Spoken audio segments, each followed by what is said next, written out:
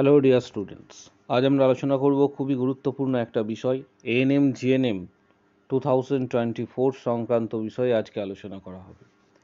Examination সামনে, এক্ষেত্রে তোমরা প্রত্যেকেই জানো যে এক্সামিনেশনস 14/7/2024 অনুষ্ঠিত হতে চলেছে।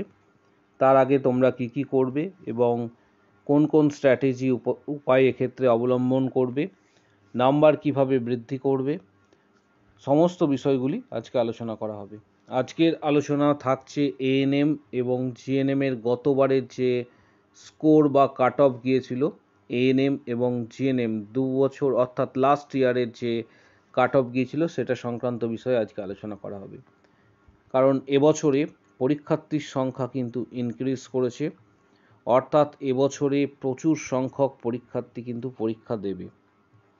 তাই একটা তোমাদের এখন থেকেই প্ল্যানিং করতে হবে, স্ট্র্যাটেজি গ্রহণ করতে হবে এবং এই স্ট্র্যাটেজিতে তোমাদের অগ্রসর হতে হবে।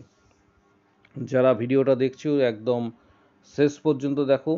আমাদের যে চ্যানেল রয়েছে এডু নার্সিং তন্ময় স্যার যে চ্যানেল রয়েছে সেটা সাবস্ক্রাইব করো, পাশে থাকা বেল আইকন প্রেস করো এবং বন্ধুদের উদ্দেশ্যে ভিডিওটা প্রচুর শেয়ার করবে।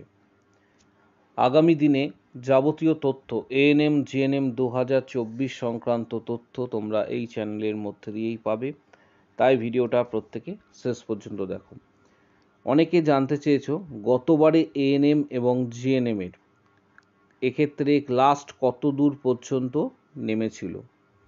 এবছরে পরীক্ষার্থীর সংখ্যা অনেকটাই ইনক্রিজ করবে, যেহেতু এবছরে সম্ভবত তোমরা প্রত্যেকেই জানো যে কোনো আপার এজ লিমিট নেই, যেটা মনে করা হচ্ছে প্রায় 4 লাখের কাছাকাছি, অর্থাৎ 4 লক্ষর কাছাকাছি কিন্তু স্টুডেন্ট এই পরীক্ষায় অ্যাপিয়ার করবে। এর মধ্যে সরকারি ইনস্টিটিউট এএনএম এর সরকারি ইনস্টিটিউট যেটা গত বছরে ছিল, এএনএম এর সরকারি ইনস্টিটিউট গতবারে ছিল 850টি, আমি গত ভিডিওতে তোমাদের বলেছিলাম। এবং জিএনএম এর ক্ষেত্রেও তোমাদের জানিয়েছিলাম যে জিএনএম এর ক্ষেত্রে সরকারিভাবে এক্ষেত্রে 2630-এর কাছাকাছি কিন্তু আসন ছিল। এবং মেল ক্যান্ডিডেটদের ক্ষেত্রে জিএনএম এটা ফিমেল আর এএনএম ফিমেল, তোমরা প্রত্যেকেই জানো। আর জিএনএম এর ক্ষেত্রে জিএনএম মেল গত বছরে যে আসন সংখ্যা ছিল সেটা হচ্ছে 105টি আসন, এটা মেলদের ক্ষেত্রে। অর্থাৎ তোমাকে এখন থেকেই কিন্তু স্ট্র্যাটেজি গ্রহণ করতে হবে যে হিউজ পরিমাণ স্টুডেন্ট কিন্তু পরীক্ষা দিচ্ছে, তার মধ্যে তোমাকে র্যাঙ্ক করতে হবে। র্যাঙ্ক করে তোমার জিএমআর র্যাঙ্ক যেমন হবে সেইভাবে তুমি কিন্তু কলেজ পাবে, অর্থাৎ স্কোর কিন্তু তোমার হাই রাখা প্রয়োজন।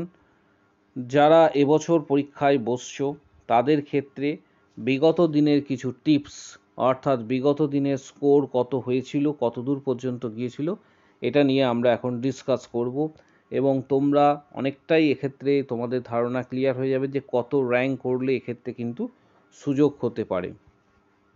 প্রথমেই আসছি জিএনএম এর ক্ষেত্রে।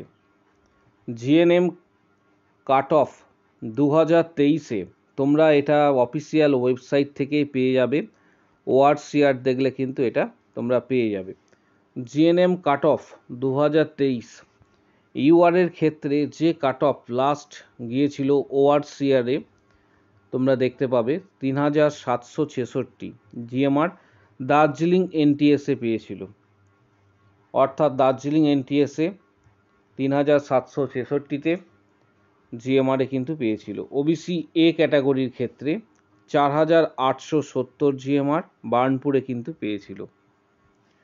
ওবিসি বি ক্যাটাগরির ক্ষেত্রে 3087 জিএমআর কালিম্পংয়ে কিন্তু পেয়েছিল। এসসি ক্যাটাগরির ক্ষেত্রে 6507 জিএমআর বার্নপুরে পেয়েছিল। অনুরূপভাবে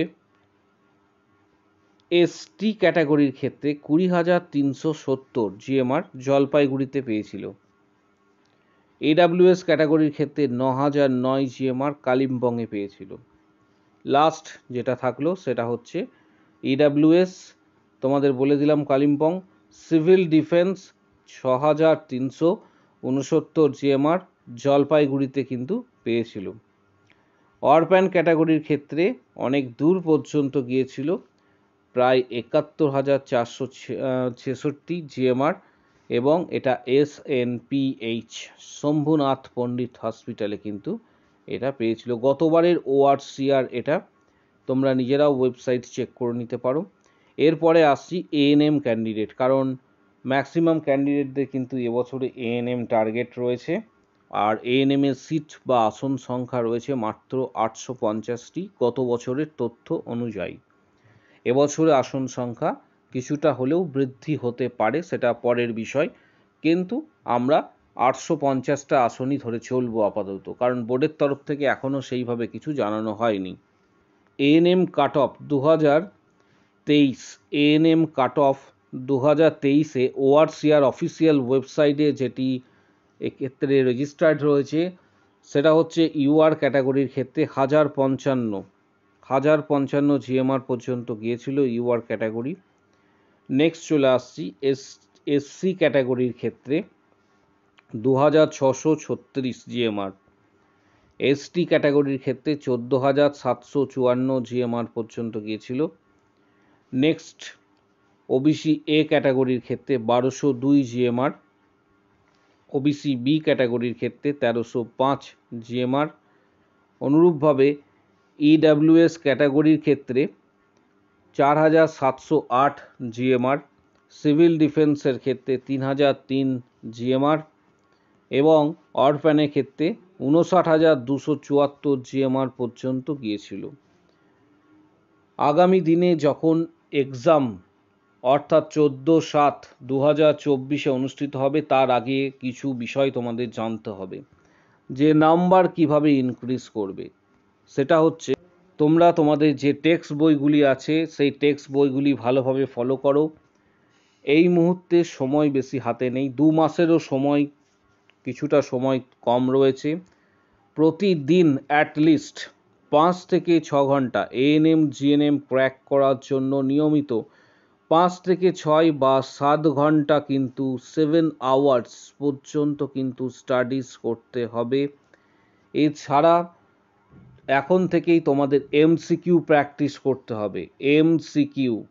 MCQ কিন্তু প্র্যাকটিস করতে হবে। বিভিন্ন যে পাবলিশার্সের বইগুলি রয়েছে, যে কোনো একটা বই তোমরা এক্ষেত্রে কিনে নিয়ে MCQ তোমরা প্র্যাকটিস করবে। নেক্সট সব থেকে গুরুত্বপূর্ণ যে বিষয়টা যেটা বলবো তোমাদের, স্টুডেন্টরা ম্যাক্সিমাম স্টুডেন্ট ভুল করে আসে, অর্থাৎ অতিরিক্ত পরিমাণ ইচ্ছা। তুমি যে কটা প্রশ্নের উত্তর জানো সঠিক সেইগুলি আগে করে আসো, সেই প্রশ্নের উত্তরগুলি করে আসবে। কোনোভাবে নেগেটিভ মার্কিং করবে না। নেগেটিভ মার্কিং করলে তুমি যে প্রশ্নের উত্তরগুলি করে এসছো সেগুলো থেকেও নাম্বার কিন্তু এক্ষেত্রে কেটে নেওয়া হবে। তাই কোনোভাবে নেগেটিভ মার্কিং করবে না। এবং সব থেকে গুরুত্বপূর্ণ লাইফ সায়েন্সে রয়েছে, তোমাদের লাইফ সায়েন্সে রয়েছে এক্ষেত্রে 50 নাম্বার রয়েছে, ফিজিক্যাল সায়েন্সে রয়েছে এক্ষেত্রে 25 নাম্বার। অর্থাৎ লাইফ সায়েন্সের মধ্যে চেষ্টা করবে 40+ মার্কস কিন্তু ক্যারি করার, 40 to 45। ফিজিক্যাল সায়েন্স যেটা রয়েছে, ফিজিক্যাল সায়েন্স থেকে অ্যাটলিস্ট 15 to 18 মার্কস রাখার চেষ্টা করবে। বাকি যে মার্কসটা রয়েছে সেই মার্কসটা কিন্তু ম্যাথামেটিক্স, GI, GK, ইংলিশ থেকে কিন্তু তোলার চেষ্টা করবে। আমি অলরেডি তোমাদের কাট অফ বলে দিয়েছিলাম, যারা UR ক্যাটাগরি রয়েছে তাদের কত পরিমাণ কাট অফ থাকা প্রয়োজন এবছরে, যেহেতু এবছরে তোমাদের নাম্বার অফ ক্যান্ডিডেট কিন্তু ইনক্রিজ করছে। আমি অলরেডি তোমাদের এই ব্যাপারে একটি ভিডিও দিয়েছিলাম এবং সেখানে বলেছিলাম যে কতটা পরিমাণ এক্ষেত্রে তোমার মার্কস থাকা কিন্তু প্রয়োজন। তবু আরেকবার তোমাদের বলে দিচ্ছি, যারা UR ক্যাটাগরি থেকে বিলং করছো, তাদের ক্ষেত্রে মার্কস কতটা পরিমাণ থাকলে তুমি নিজেকে সিকিওর মনে করতে পারো বা সেফ ফিল করতে পারো। UR ক্যাটাগরি স্টুডেন্টদের ক্ষেত্রে তোমাদের মার্কস 70 to 75 কাছাকাছি রাখতে হবে, তাহলে কিন্তু একটা সুযোগ থাকছে, এটা save marks. OBC A candidate যারা রয়েছে তাদের ক্ষেত্রে বলবো, ওবিসি এ ক্যান্ডিডেটদের ক্ষেত্রে মোর দ্যান এক্ষেত্রে 56 to 60-র ওপর কিন্তু মার্কস তোমাদের থাকতে হবে। ওবিসি বি ক্যান্ডিডেট যারা রয়েছে, ওবিসি বি ক্যান্ডিডেটদের ক্ষেত্রে তোমাদের মার্কস 60+ to 65-এর কাছাকাছি রাখতে হবে, তাহলে সুযোগ থাকবে। এসসি ক্যান্ডিডেট যারা রয়েছে, এসসি ক্যান্ডিডেটদের ক্ষেত্রে তোমাদের মার্কস রাখতে হবে এবছরে সম্ভবত যেটা হতে চলেছে সেটা হচ্ছে 45 to 50-র কাছাকাছি মার্কস কিন্তু রাখতে হবে। এটা মিনিমাম মার্কস বলছি, তাহলে কিন্তু সুযোগ থাকবে। এসটি ক্যাটাগরি যারা রয়েছে, এসটি ক্যাটাগরির ক্ষেত্রে তোমাদের মার্কস 35 to 38-এর মধ্যে রাখতে হবে, অর্থাৎ 38-এর মধ্যে। ইডাব্লিউএস ক্যাটাগরি যারা রয়েছে, ইডাব্লিউএসের ক্ষেত্রে তোমাদের মার্কস এক্ষেত্রে 55+ ইডাব্লিউএস ক্যাটাগরির ক্ষেত্রে কিন্তু রাখতে হবে। আগামী দিনে তোমরা ভালোভাবে প্রিপারেশন নাও, 2 মাসেরও কম সময় হাতে অবশিষ্ট রয়েছে, এই সময়ে প্রস্তুতি নাও এবং এক্ষেত্রে তোমরা কমেন্ট করে অবশ্যই জানাবে যে তোমরা কোন ডিস্ট্রিক্ট থেকে বিলং করছো, তোমাদের কোন ডিস্ট্রিক্টে বাড়ি। নিচের কমেন্ট বক্স সেকশানে কমেন্টস করো কোন ডিস্ট্রিক্টে তোমাদের বাড়ি। এবং এক্ষেত্রে যারা তোমরা যে সকল বইগুলি তোমাদের হাতে রয়েছে, অর্থাৎ টেক্সট বইগুলি যেগুলো আমি তোমাদের বলেছিলাম এর আগের ভিডিওগুলিতে, সেই বইগুলি স্টাডি করো এবং প্রতিদিন নিয়মিতভাবে স্টাডি করো। ভিডিওটা প্রচুর শেয়ার করো বন্ধুদের উদ্দেশ্যে, চ্যানেলটা সাবস্ক্রাইব করো, পাশে থাকা বেল আইকন প্রেস করো এবং বন্ধুদের উদ্দেশ্যে ভিডিওটি প্রচুর শেয়ার করবে। ভিডিওটাতে অবশ্যই প্রত্যেকে একটা করে অবশ্যই কিন্তু প্রত্যেকে লাইক করবে। আজকের ভিডিও এই পর্যন্ত।